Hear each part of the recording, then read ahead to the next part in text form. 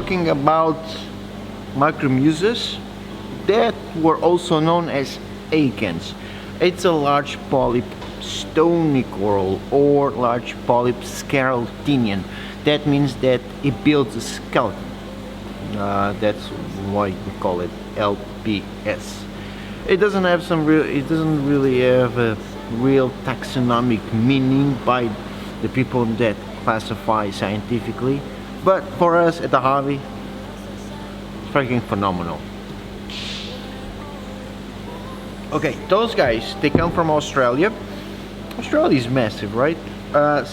Each coral is adapted to a certain region of the reef, so they will occur in a specific area, and the wholesalers, they have it right there, and then the scoliemias are in another place, the arcros are in another place, so on. They are adapted to certain flow patterns, some light intensity flow patterns, light, and also the amount of food that is in the water. There's a somewhat big variety on colors between them. Some are more rare, some are more common. This one that I got is a rainbow. Freaking amazing. And then I got this crafted, I guess I could call it crafted, but it's not like the polyp is divided in two colors. But there's a polyp of one color, same colony, same thing, same species, same everything. And then the other one is just lime green. And I have never seen that lime green before, so it's truly amazing. Now to feed him, let me demonstrate on a time lapse. So this is not like how they eat. This is not how fast they eat. This is 20 times. Now this is normal, me putting the food in the polyps. Oh, let me explain. This is not a Micromussa. This is a Bauer Banki. It's a cousin. It's just it's a cousin of the Micromussas. It just has larger polyps and also grows a lot slower though. But there's some really crazy colors with these guys. This one is just green, but still cool. Now I'm feeding this bad boy some mysis shrimp. I'm using a little syringe. You can use a syringe, you can use a turkey baster, or you can use a little tweezer. I was using the tweezer. I was actually using both. I use the tweezer to feed him. So these little tentacles are called feeding tentacles. So if you entice them, if you put something on the water that triggers them, it will trigger their feeding response. Usually they open this more at night, because at night they're not doing photosynthesis, right? So they have to rely on external feeding like zooplankton passing by, marine snow, that kind of stuff. So they will catch the prey and then they will eat them. When you're feeding the fish, they will taste, they will feel like there's food around, and then they usually open, and then when they open you can feed them. The other way that you can do, I like to use it here also, but for example this Reef Energy by Reds, one is carbohydrates, so it's a source of carbon, and hydroxy is hydrogen oxygen. And this one is amino acids, so there's a source of nitrogen also. So amino acids, it's very complete, so you can do this to entice them. Also, if they feel like there's particles on the water, like something like these hydrated freeze-dried zooplankton, hopopods, stuff like that, like these.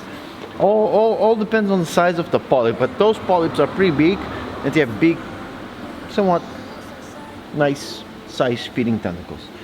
Reefroids also, you can do a paste and then put the food directly, or you just put it in a water column, and then they will feel it touching, they will taste it, and then they will feel the impact of the food touching them, and then they will also open.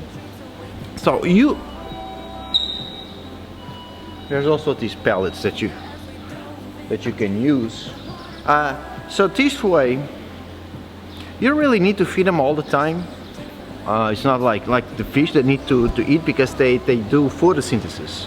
So they get a lot of energy from the photosynthesis.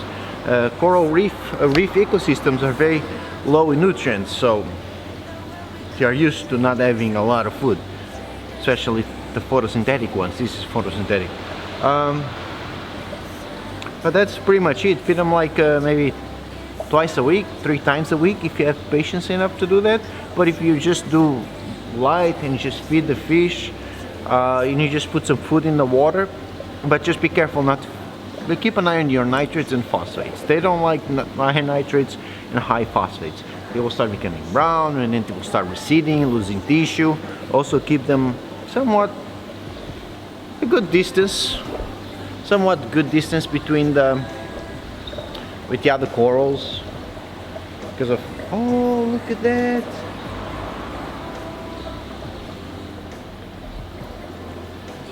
That's so funny.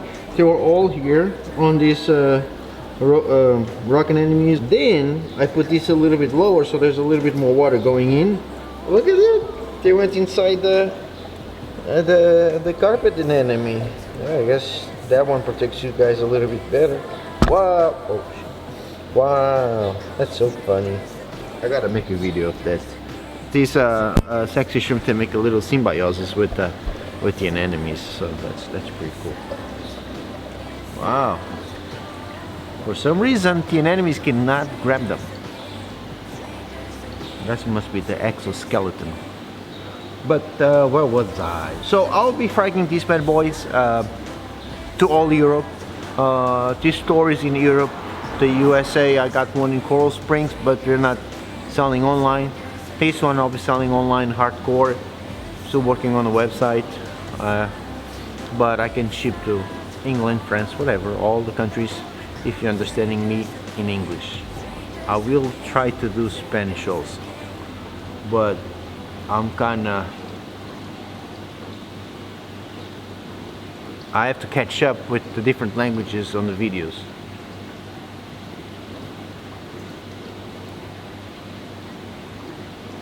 Hey, anything else that I might talk about the Acans? Oh, medium flow, light, 150 par, they will be fine. Not too much flow, like I was saying.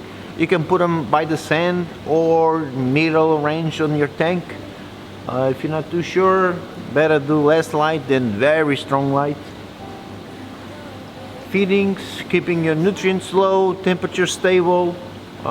Keep an eye on all that. Always test your water so you know what's going on.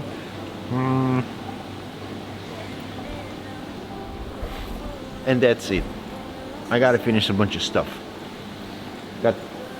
Working on those vets right now. Those are dispensing vets. One is for salt water, one is for RO water. So I'm working. I actually put that one. It's running with tap water, so I was making sure there was no leaks. But I also put vinegar, white vinegar, plain white vinegar, just to clean it.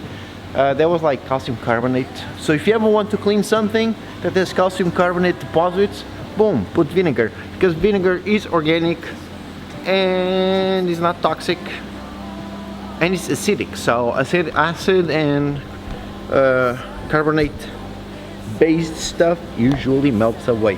Alright guys, see you tomorrow or later or in 2 days as I catch up with the languages, but I'll be doing a bunch in English right now so I can catch up. See ya. There will become strangers.